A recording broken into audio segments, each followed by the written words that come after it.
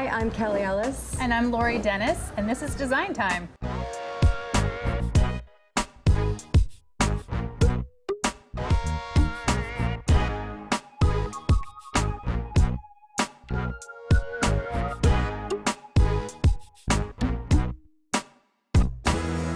We're here at West Elm to answer a few of your questions. Want to start? I will.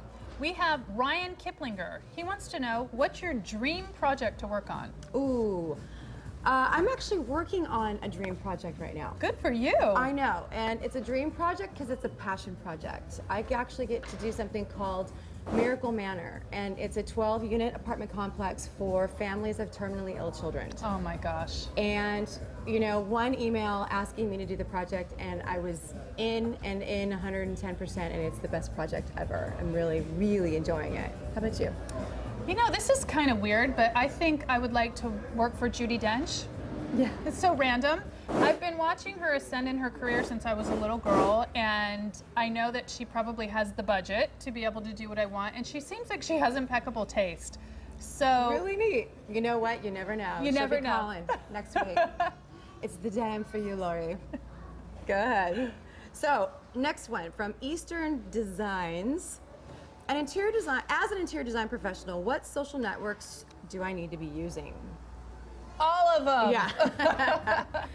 Honestly, all of them. And you know, it's not difficult, and it sounds really daunting to say that you need to be in all of them, but they're so connected now. So we know we put something on Instagram, it goes instantly to Facebook, it goes instantly to Twitter. You can do things really efficiently now as well. So don't make it seem like it's a task, because it can be very, very well done. And you can use programs to make it all in 1 week. I can pre-program all of my pictures that will go up in 1 week. I can pre-program what I'm gonna say, what days of the week they go out, what hours of the week they go out, and they go to everything and push to one thing, and I don't have to do a thing. How That's about right. you? That's like Hootsuite is one of those, that's right? one of And them. BuzzFeed?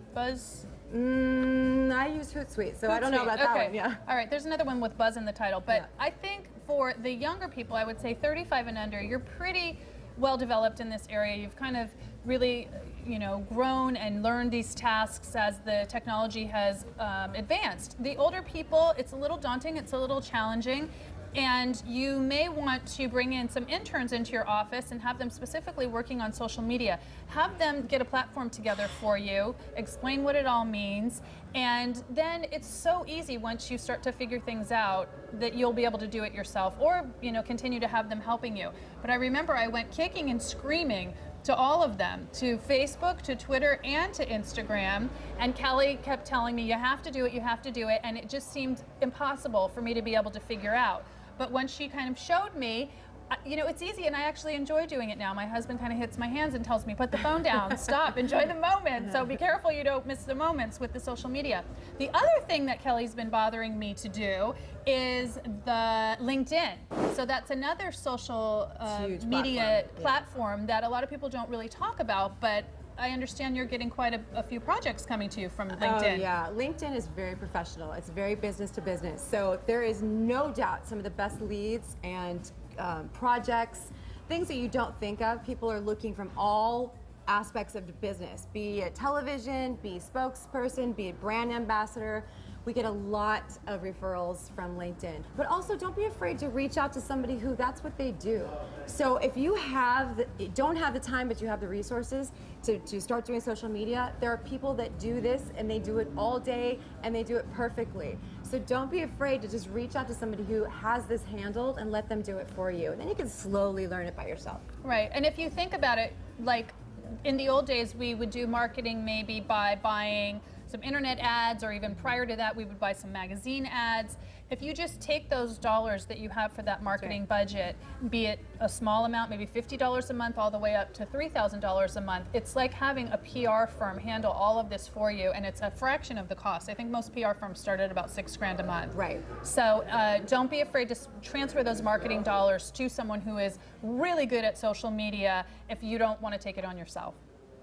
But you got to do it. Next one is Megawatts Interiors. I wonder if they do lighting. Yeah, I like it too. What is the best way to use Houzz? Oh, well, I think It's to showcase your work. Now, obviously you put your pictures up there and you put your best pictures up there because it's a commercial for you. It's a running commercial.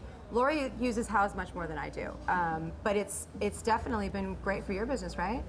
People say to me, what kind of a lead are you going to get from Houzz? And I'll tell you, I have had $25 million homes that have come to me from Houzz, and you can imagine the commissions and the flat fees that were made off of that project.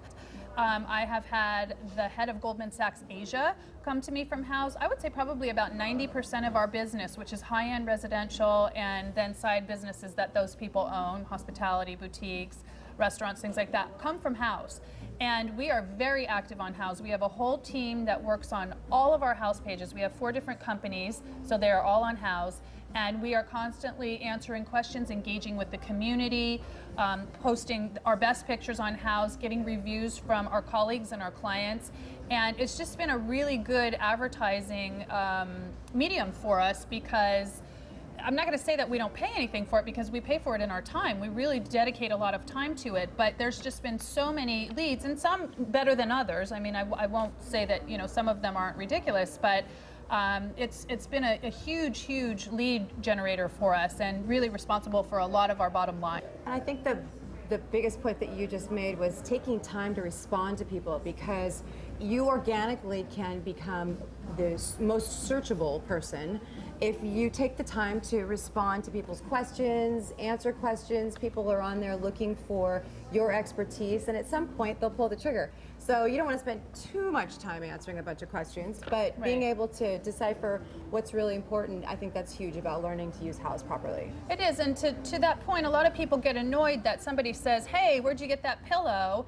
And they think, this is my resource, I worked hard, but it also, on the other hand, allows you to communicate with people, to show them that you're a helpful person. A real person. What your personality is, how to shop with you. And the other thing, the question was, what's the best way to use Houzz? Don't forget, when you post images, it's all keyword driven. What does that mean? That means when you put an image up, you have a spot where you can put keywords, and I think they allow you about 110 keywords.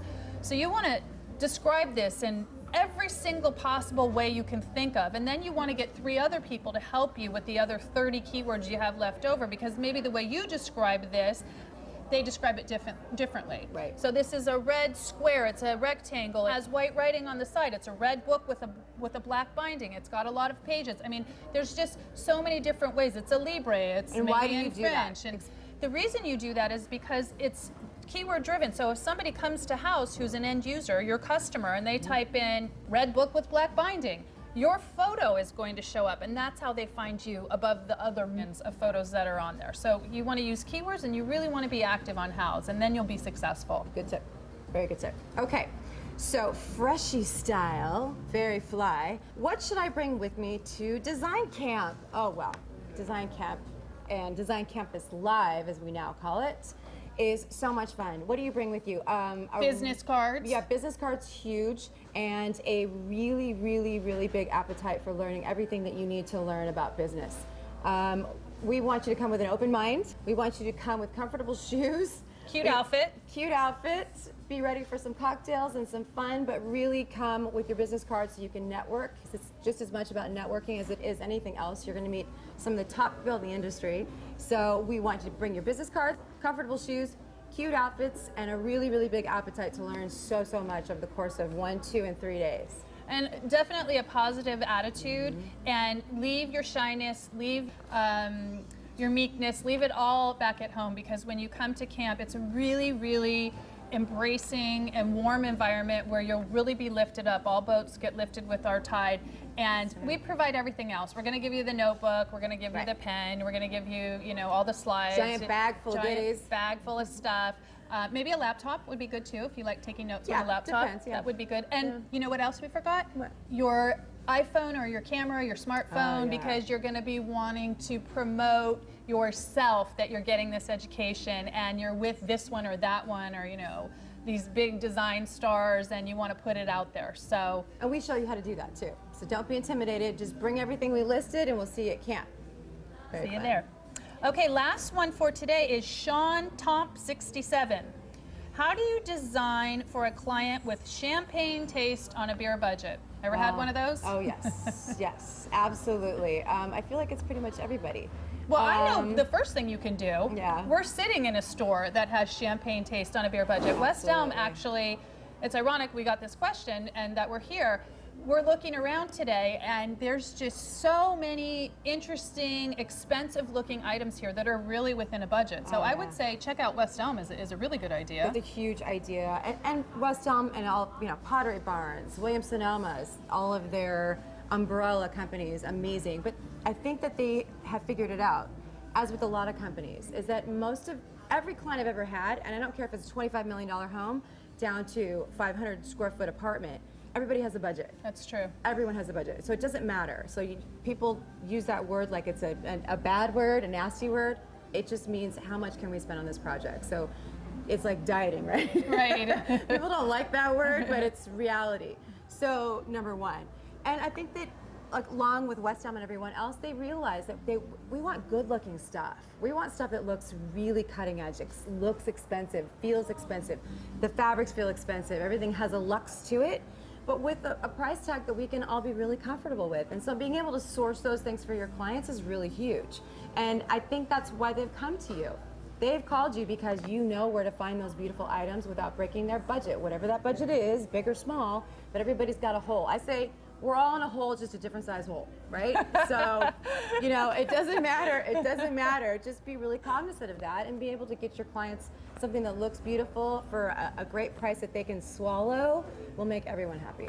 And one of the other things that we learned from Barry Dixon in one of our topics. Now, Barry Dixon is one of the top design stars in the world, and he's doing very important people like ambassadors and senators and people with very, very expensive budgets and who entertain regularly, heads of state. So they really have to have top-notch quality, and not all the time do they want to spend as much as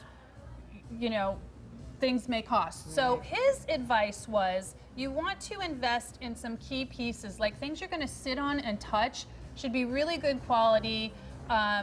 They should be the right types of materials for what's going on in the space. And then the ancillary items like bookshelves that nobody's really going to touch could have lesser quality or less expensive items to help fill in, or your throw pillows possibly could be more affordable. Accessory items could be more affordable. One of the things that he likes to do is to shop some of the big box stores or the market for secondary rooms like family rooms and guest bedrooms, so that the big money can be shown off in places where you would entertain people who kind of care about what the interior looks like. So being really smart about that beer budget and picking those champagne moments is a good way to go about it as well. And pour the beer, the champagne glass. It looks much better. But we all have those, and there's no magic pill. You don't get to have ever really in your career somebody that has no budget whatsoever. Everybody has a budget. Even the kings of Saudi Arabia are going to come to you with a fixed number, and you need to design within that budget. So it all becomes a beer budget when you don't have enough to get what you want. You just have to be creative and really have those champagne moments in the beer budget. That's right. So that's it. I think that's it for today. Hey, don't forget to write in, let us know what you want answered, and we'll see you next time. We'll see you next time. Bye-bye.